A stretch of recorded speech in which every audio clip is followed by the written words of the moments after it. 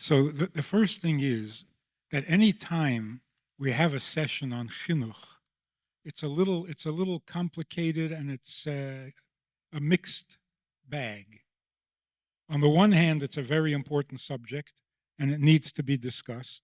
And on the other hand, it shouldn't be a discussion. It's not like some kind of a project which you can do or not do. You may be interested, not interested. If you have children, you are educating them. It's not a question of if. You are doing it. So a person can't say, I've neglected my child's education. I want to. No, you didn't. You educated him with neglect. You're educating because that's life. Education means growing up in somebody's presence and learning from them what life is about. So really, to make it sound like some project is a little dangerous. So you read this book and you read that book, and all of a sudden raising children has become an exercise, something foreign from life itself, which is not a good idea. So we got to be a little careful, because we have to realize that chinuch is life, and life is chinuch. So what about all the noble ideas to raise your children properly, to do a good job? To raise children properly means give them a picture of life that they would want to follow, and you would be happy if they did follow. That's it. That's called raising children. So two things are essential. Number one, that your child respects you. And number two, that your child trusts you. So it used to be, not so long ago, that a father or a mother could spank a child. Sometimes a good spanking. And it worked.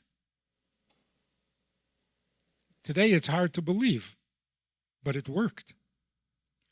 And we know it because when you hear an older man talk about how his parents, his father, would punish him, would hit him, would spank him, they're always saying it with a smile.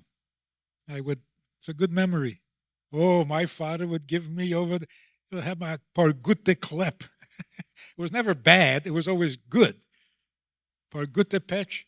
And it's a good memory. Today you can't do that. You simply cannot. And it won't work if you try. So what do we do instead? We give them time out. Or we take away some privilege. Or we ground them. That's not working either. And the reason is because you can't spank your child because they've never identified you as an authority in their life.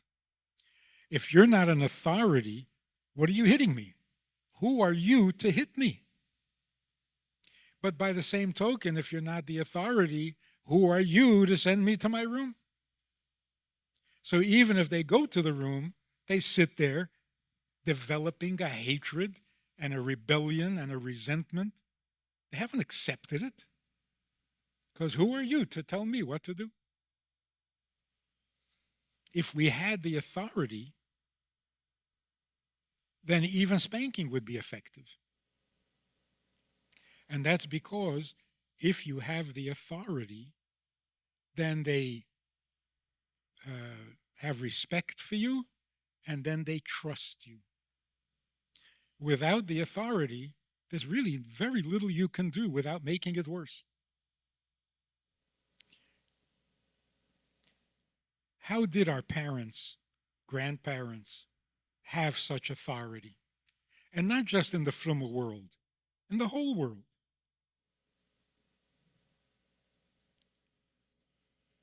There was even a television show, can you believe this? On television, called Father Knows Best. I can imagine today it would be a comedy. Father knows what? There's no respect, and therefore there's no trust. So how did they have respect? Where did it come from?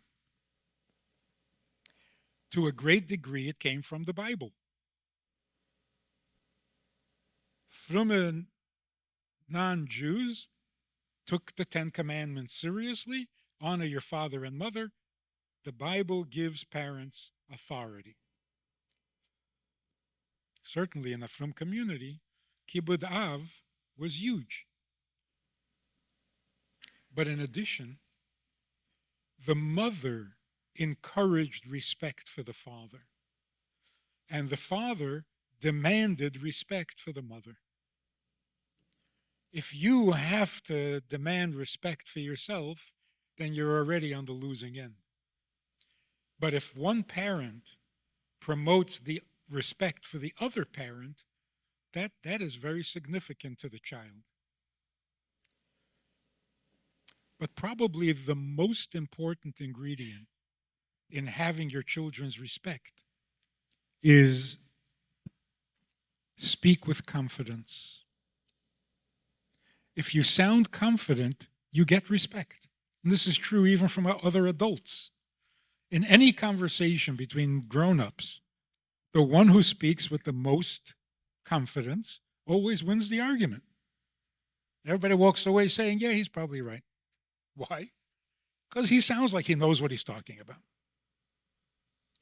When you speak to your children, no matter what you're saying, it has to be with confidence. And that's something that is not talked about enough. You have to speak with confidence. So every time we get together to talk about chinuch, it could weaken your confidence. Oh, I didn't know you're supposed to do that. I didn't know you're supposed to do that. And all of a sudden you say, wait a minute, I'm not a capable father. That's terrible. Your parenting is given from above. Behashgacha pratis. Your children need you as a father. You can say nebuch if you want, but that's the case. And therefore, you should proceed with absolute confidence. My children have to suffer for my ignorance and for my shtick? Well, then that's how it has to be. If you make mistakes, they won't be as terrible as if you're hesitant to even try because you don't have the confidence. A child needs to know that he has a father. Has a father. Sometimes he'll be angry with his father, but he knows he has a father. The father who is not confident, the child will feel like he doesn't have a father. And that's a lot worse than having a father that you disagree with. So we need to talk about that. How do you go about parenting confidently? Because without that, nothing is going to work. Nothing. So there's this child psychologist, and to make a long story short, she wrote in her book that she expected that all the clients that would come to her, children with issues, obviously they come from broken families, disadvantaged families, dysfunctional families. Why else would they have issues? After 12 years of treating children, she realized very few of her clients come from broken families, disadvantaged families, or underprivileged families because they can't afford her. So now she's wondering, why do these kids have issues? And it bothered her for a long time. Until one day she was sitting in her synagogue, studying with the rabbi, and they went over Hilchos Kibbud Av Aim. And for the first time in her life, she heard that you're not allowed to sit in your father's chair. This hit her like a brilliant light bulb went off in her head. And since then, every client she has, her first question is, do you sit in your father's chair? And if you do, you have to stop. And the therapy has been far more successful since she started that. And the idea of it is, if you sit in your father's chair, you don't really know that you have a father. You don't know that you're somebody's child. And that undermines your identity. But if you know you can't sit in your father's chair, all of a sudden there is a father. And you are the child. And the father is beyond you. You can't sit in his chair, even when he's not in the house. And that alone helps the child become healthier, stronger, saner. So, hopefully in the questions we'll get to talk about the different ways of being confident rather than losing your confidence because everybody's telling you how to do it. So one of the questions is that kids have little radars and they pick up the level of confidence that a father or a mother have. And we are living in a world where a lot of young men and young women who are sitting now on campus are far away from confidence as far as how to parent and how to give it to their children. And just by making sure that with that one story, and I've read that story, I'm not sure that the journey for these young men that are struggling with their kids is just about having their chair of their chairs honored by their children, or for that matter, to begin an honoring process that maybe they haven't experienced at home. It's a little bit of a longer journey, and I'm wondering if they can get a little bit of a more practical and down-to-earth way to get there so that they can have that kind of confidence and that ability to give it to their children. Yeah, I remember when I first read that book, I thought, what does the trick? You could say a child who knows that a certain chair is holy introduces a whole new thought pattern to a child who is secular, and nothing is holy and nothing is sacred and nothing is... So that gives the child a whole new respect for his father. Or does that make the father feel more like a father, and it gives him a little more confidence, and now he starts to act like a father? So probably both. So it's good for the child, and it's also good for the parent. But if you're dealing with college students, the question must come up in your mind 10 times a day. What is wrong with these kids? How did they get so messed up?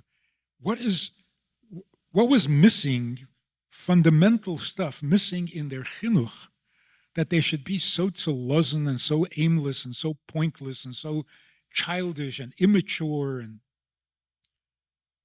you can come up with many different answers, but start at the beginning. Ask them how much respect they have for their parents. It's not good. It's not a pretty picture. So yeah, we need to do more than just throw a kid off your own seat. Say, get off that chair, it's mine. It makes things worse. So again, you don't say it. The Eibishter says it for you. That's impressive. But it does. It opens up a whole new reality. That what, not allowed to sit in his chair? What does that mean? What happens if I do? He's not even home. So it starts you thinking in terms of what's really missing today. We don't have a chush, we don't have a value for things that are not material.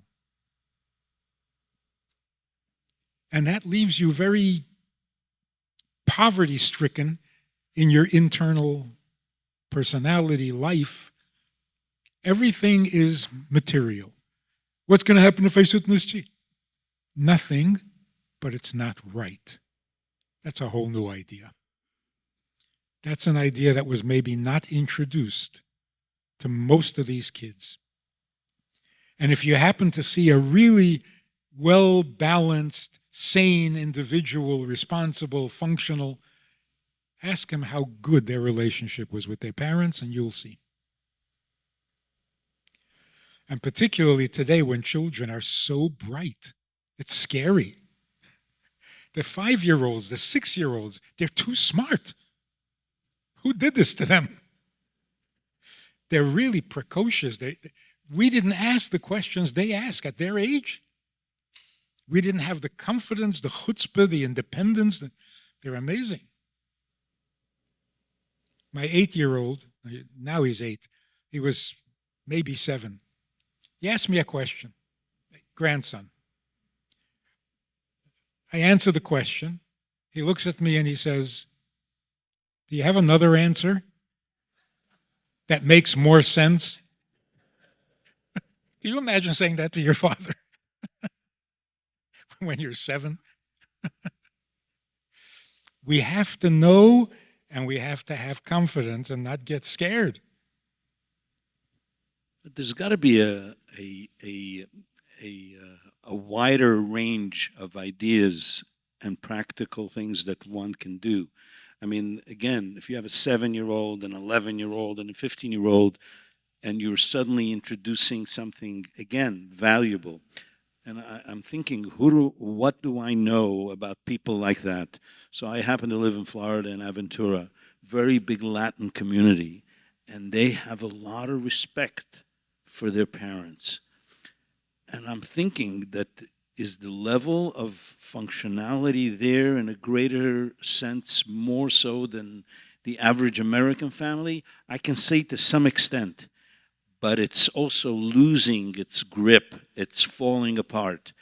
But, I'm thinking of, here I am living in Berkeley with 3 kids, a 4-year-old, a 7-year-old, and maybe a 9-year-old.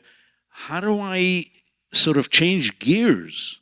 I get what you're saying, but it's a very difficult gear to change, to be able to do that and effectively do it, because it's a process that has to go in within you that you have to change.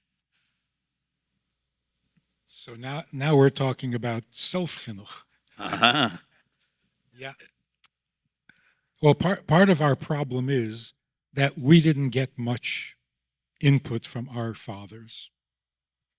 Fatherhood was mysterious. What's a father? What do fathers do besides criticize and wait till your father comes home? That's it. That's what a father is good for. So we really don't know, and there's no book written on it, what is a father. That a mother is mechanech her children, that we see all the time. It's so obvious, it's so clear, it's so necessary. What does a father do? We don't know because we didn't really have that experience. So we have to discover it on our own, which is difficult. But even if we repeat our father's mistakes or neglect, whatever, our children should turn out to be like us. If you make the same mistakes with your children that your parents made with you, then your children should come out pretty much like you, which is not terrible. That would be success, by the way. If your children are no less than you, you've succeeded pretty good. So,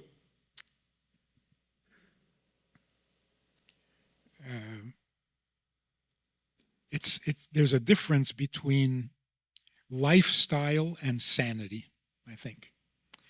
If your father was close, if you had respect for your father, you had a good relationship, and your mother, your core is going to be healthy. Whatever you'll do it healthy. But you may do things that your parents would never approve of, like become frum. But you will do it with a healthy approach, with a responsible approach, because you were raised healthy and responsible. So I think in the example of the Latin families, of course, the culture is changing. They can't keep the kids eating pasta all the time. Well, that's the Italians. So the culture is going to change. The food is going to change. They'll dress weird, but they'll be basically healthy kids. Rebelling, but that could be a good thing. If you enjoyed this conversation or this topic, and you're looking for more information, or you want to hear it again from another angle, there is a way to do that. And that is in this book. It's all there. Order it from Amazon. You can read it, reread it, and share it.